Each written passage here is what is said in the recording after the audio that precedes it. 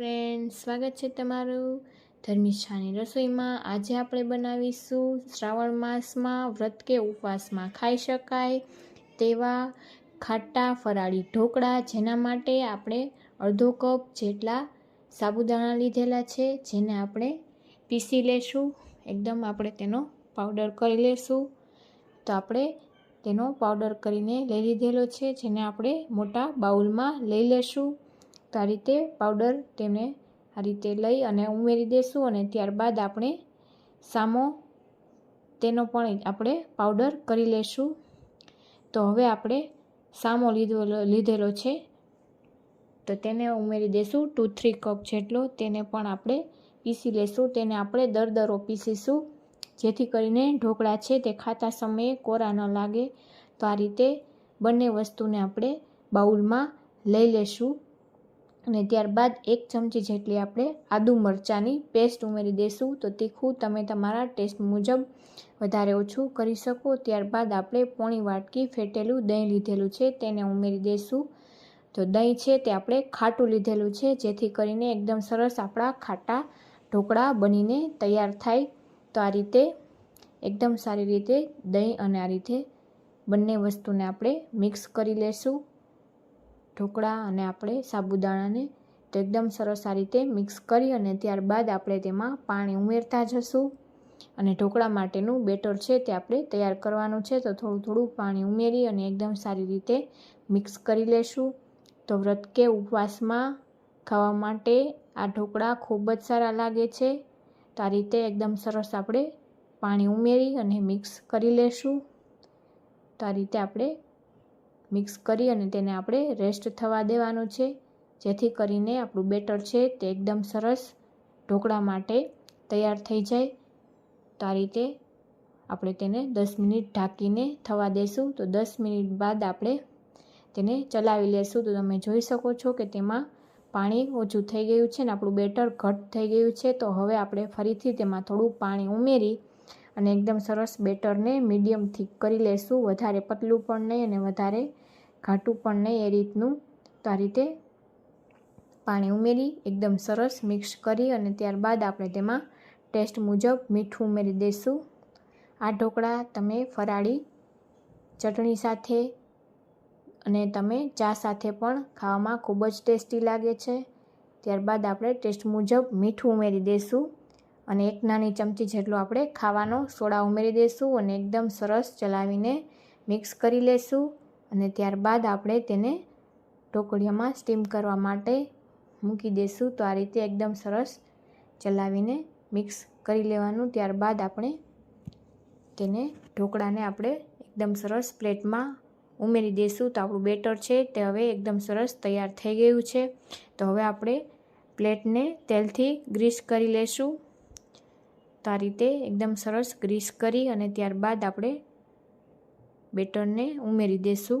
તો આ ઢોકળા છે તે એકદમ ઇન્સ્ટન્ટ બનીને તૈયાર થઈ જાય છે, અને વ્રત કે ઉપવાસમાં ખાવામાં ખૂબ જ ટેસ્ટી લાગે છે।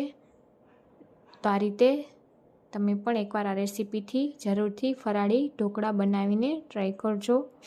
તો આ રીતે બધું જ બેટર ઉમેરી ઉપરથી આપણે થોડો કાળા મરીનો પાવડર ઉમેરીશું। તો આ રીતે આપણે પાવડર ઉમેરી દઈશું, અને ત્યારબાદ તેમાં આપણે લાલ મરચું પાવડર ઉમેરી દઈશું થોડી તીખાશ માટે। તો આ રીતે તીખું તમને પસંદ હોય તો તમારે ઉમેરવું, નહીં તો તમે સ્કીપ પણ કરી શકો। તો આ રીતે દેખાવમાં પણ ખૂબ જ સરસ લાગશે, અને આ રીતે ખાવામાં પણ ખૂબ જ ટેસ્ટી બનશે। હવે આપણે તેને 15 મિનિટ જેવું સ્ટીમ થવા દેશી। તો આ રીતે 15 મિનિટ બાદ આપણે ચેક કરી લેશી નાઈફથી। તો આ રીતે તમે જોઈ શકો છો કે હજુ થોડું આપણી ક્લિયર છરી નથી આવતી, તો હજી આપણે તેને થોડી વાર માટે થવા દઈશું, 2 થી 3 મિનિટ જેવું। ત્યારબાદ આપણે તેને ચેક કરવાનું। તો આપણે 2 થી 3 મિનિટ થવા દીધેલું, તો આપણા ઢોકળા છે તે એકદમ સરસ થઈ ગયા છે। આપણે તેને થોડી વાર માટે રાખેલા હતા ઠરવા માટે। હવે આપણે તેને પીસ કરી લેશું। તો આ રીતે આપણે તેના પીસ કરી લેશું, અને ત્યારબાદ આપણે તેનો વઘાર કરીશું। તો આપણે શેકેલા દાણા, ત્યારબાદ તેમાં કોથમરી, આદુની પેસ્ટ, મરચું અને તેની આ ચટણી સાથે આ ઢોકળા ખાવામાં ખૂબ જ ટેસ્ટી લાગે છે, અથવા તો તમે ચા સાથે પણ ખાઈ શકો એવા ટેસ્ટી આ ઢોકળા બનીને તૈયાર થાય છે. તો હવે આપણે તેમાં વઘાર કરવા માટે એક પાવરું તેલ ઉમેરી દઈશું પેનમાં. તેલને એકદમ સારી રીતે ગરમ થવા દઈશું. તેલ ગરમ થઈ જાય ત્યારબાદ આપણે તેમાં જીરું ઉમેરી દઈશું. તો આપણે અડધી ચમચી જેટલું જીરું ઉમેરી દઈશું અને જીરુંને એકદમ સારી રીતે થવા દઈશું. તો જીરું એકદમ સરસ આપણું શેકાઈ જાય ત્યારબાદ આપણે તેમાં સફેદ તલ ઉમેરીશું. તો આપણું જીરું છે તે એકદમ સરસ થઈ ગયું છે. હવે આપણે તેમાં 1 ચમચી જેટલા સફેદ તલ ઉમેરી દઈશું અને તેને પણ એકદમ સારી રીતે થવા દઈશું. તો આ ઉપરથી વઘાર છે તે ખૂબ જ એકદમ સરસ, ઢોકળામાં તલનો સ્વાદ ખૂબ જ સરસ લાગે છે. ઉપરથી થોડા લીમડાના પાન ઉમેરી વઘાર કરી અને હવે આપણે વઘારને પ્લેટ ઉપર આ રીતે બધે જ ફેલાવી દઈશું. તો આ રીતે બધો જ વઘાર ફેલાવી અને આપણે તેને સર્વિંગ પ્લેટમાં લઈ લેશું.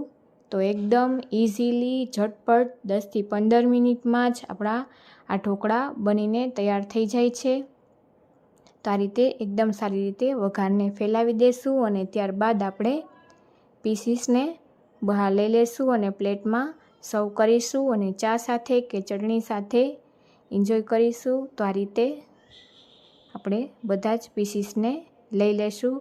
તો એકદમ સરસ આપણા જાળીદાર ઢોકળા સોફ્ટ બનીને તૈયાર થઈ જાય છે.